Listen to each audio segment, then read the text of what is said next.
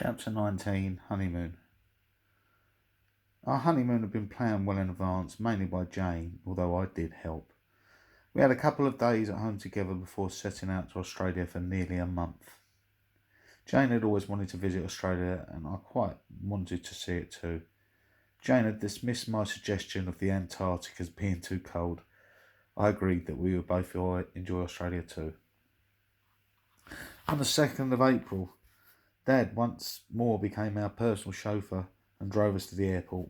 Mum came along too, partly for the ride and partly to see us off safely. We enjoyed a meal together in one of the airport restaurants, hugging each other goodbye before Jane and I went to the check-in and passport control desks. Boarding the Qantas flight to Sydney, we were shown to our seats.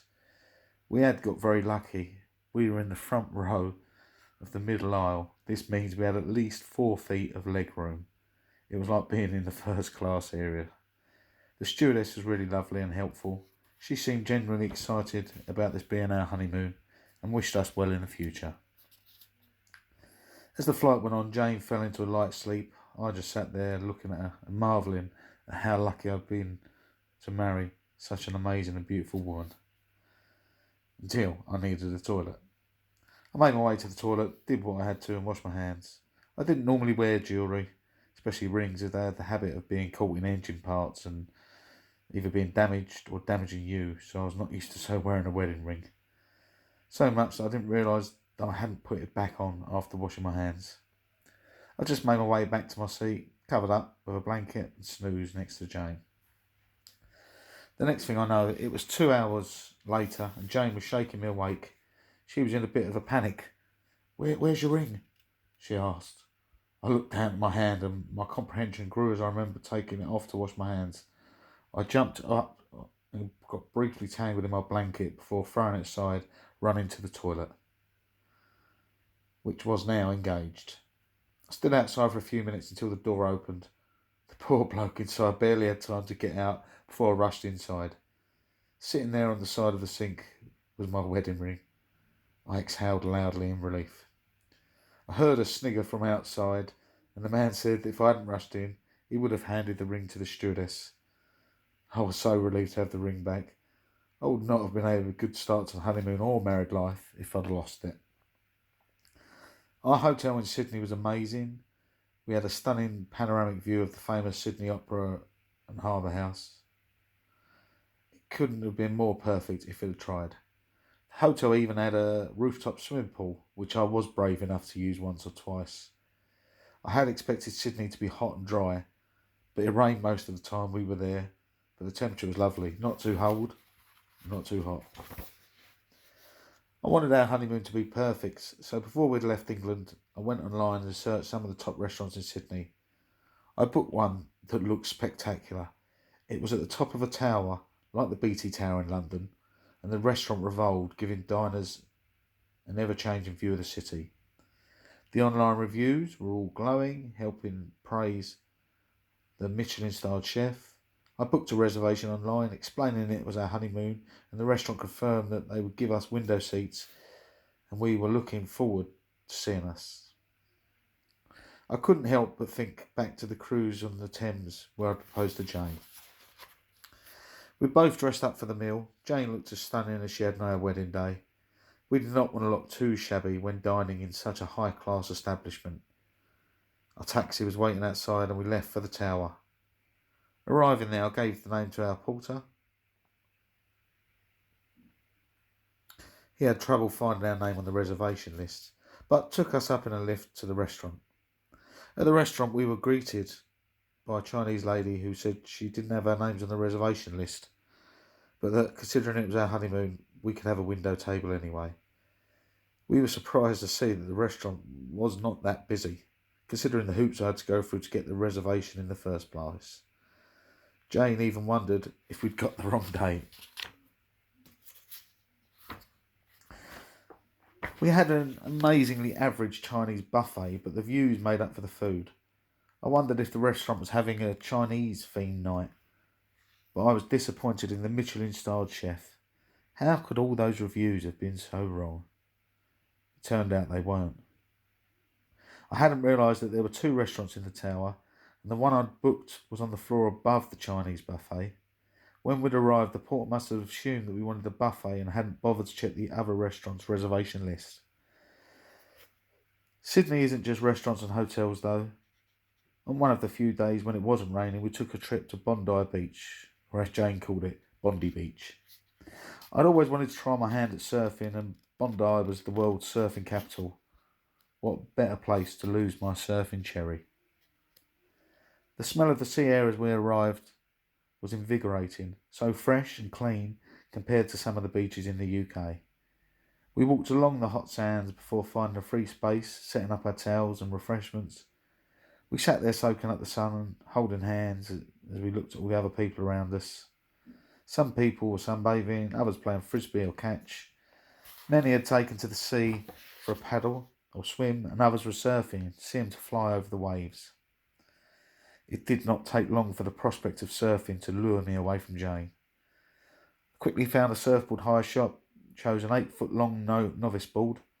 The shop owner was explaining surfing technique and protocols to me, but I was barely listening. My mind was already made up, out in the waves. He asked me about wetsuit hire, but I shut him down. It was a lovely warm day. I wouldn't get cold, so I had no need for one. All I needed to do was follow the advice my dad had given me. Son, he said, staying on the board should be your first task at surfing. That was easier said than done. I threw the board into the water and paddled out.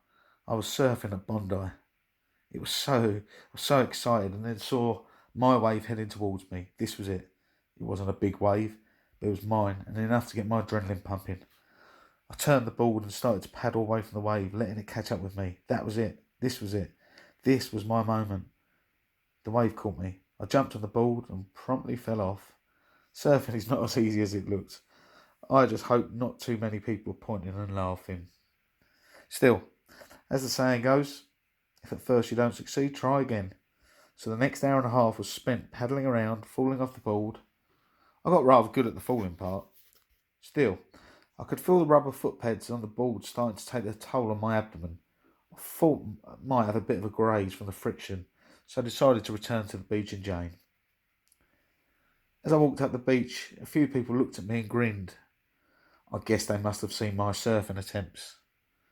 Jane was where I'd left her on the beach. She'd acquired a fruity cocktail. It looked like something Del Boy Tropper would have ashamed to drink. We sat and talked for a bit, but the sea called me back. I'd been watching the local surfers and picked up a few tips that should help me stay on the board. So I spent another 2 hours paddling and falling, but enjoying it. By now my stomach was quite sore, so I paddled back to the beach. As I walked back to Jane, the people who grinned at me before now winced at the sight of me. I thought I might have a bit of a red stomach from the footboard friction pad on my stomach. Jane was sipping another Del Boy cocktail when I got back. I lost to the sea, I announced dramatically before sinking down next to Jane. Jane just looked at me, removed her sunglasses for a closer look, confused. I looked down. My abdomen had been scraped red raw. There was even blood seeping through my pores. Why didn't you wear one of those wetsuits? Jane asked, somewhat pointedly and very concerned. I didn't want to. It was a nice warm day, and I told her I didn't need one. I felt quite daft when I realised that wetsuits aren't just to keep you warm. They're there to stop you from ripping your stomach to shreds on the board. If I'd have paid attention to the horror, my stomach would not have been a mess. We spent the next hour or so under one of those big beach umbrellas. The last thing I wanted to do was get sunburnt on my stomach. And at Bondi, the beach is very strong. I noticed that all the Australians applied a lot of sunblock and kept pretty covered up in the heat of the day. Sensible. I took the ball back to the hire shop. I decided that the third trip out the surf was definitely not going to happen. Dude, are you okay? The man in the hire shop sounded so stereotypical of an Australian surfer dude, it was almost funny. He had the biggest wince on his face, like he felt my pain. I should have taken the wetsuit, I grinned ruefully at my own stupidity.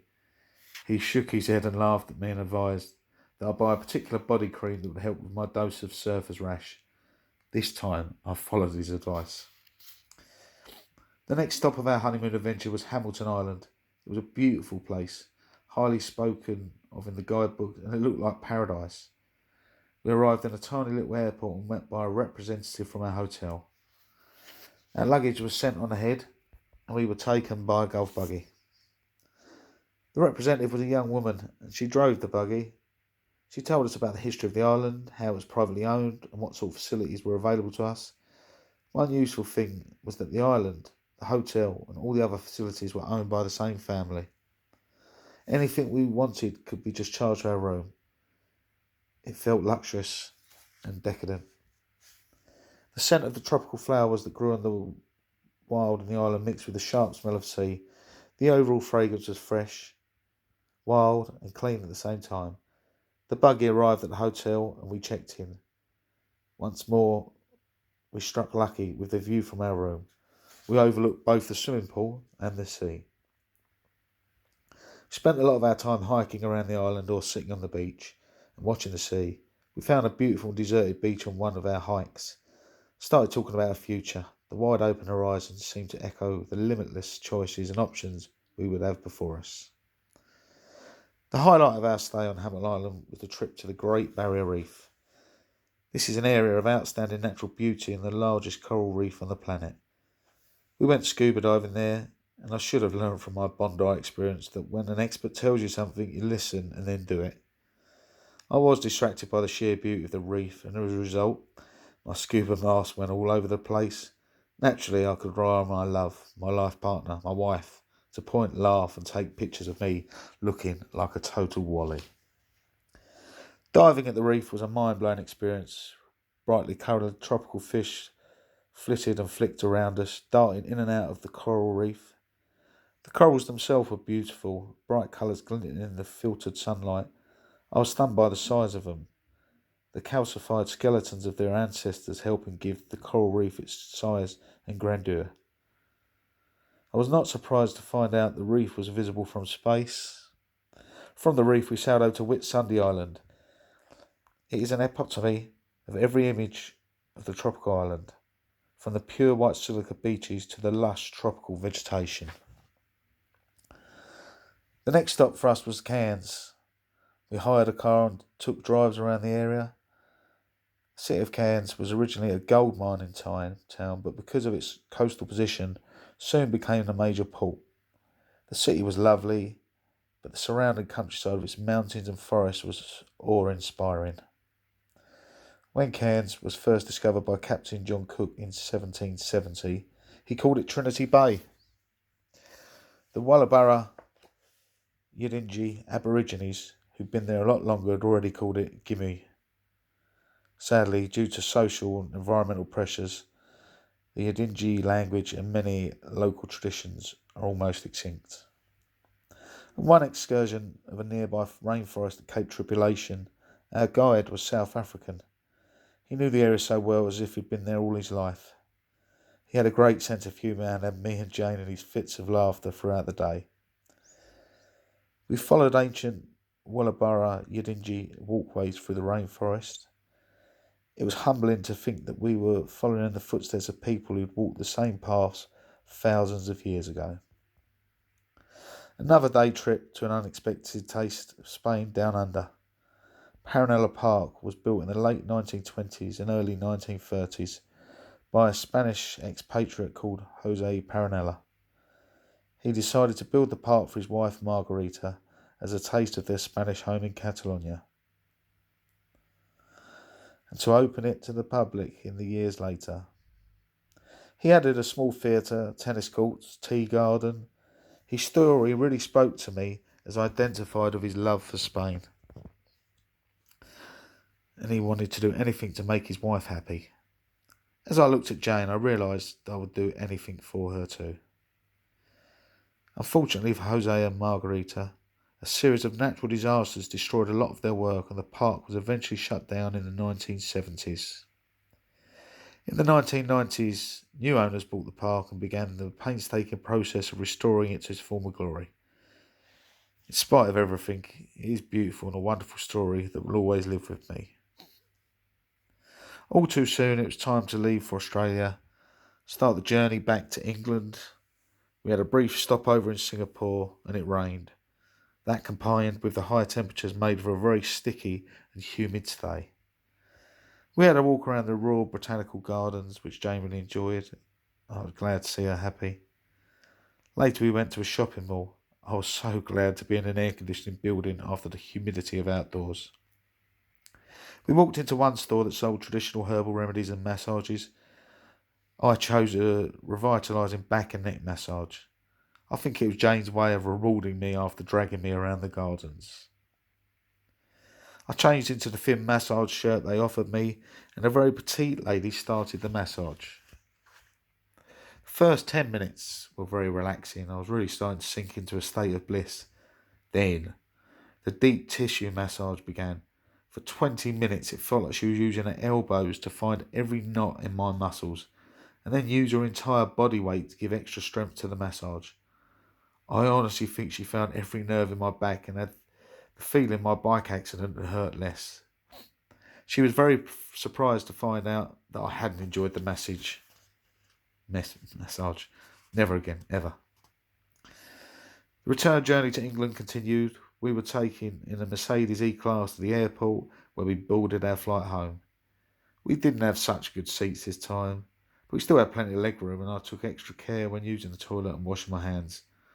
I did not want a repeat of losing my wedding ring again. Finally, we arrived back at Gatwick, and as we left the arrivals area, we kept our eyes peeled for Dad. It is a wonderful feeling knowing that no matter what, your dad will be there to pick you up. Suddenly, there he was, with Mum. It wasn't really difficult to spot them. They were the ones holding a big sign with Mr. and Mrs. Whitehead emblazoned across it. That's us then, I joked to Jane. We were home.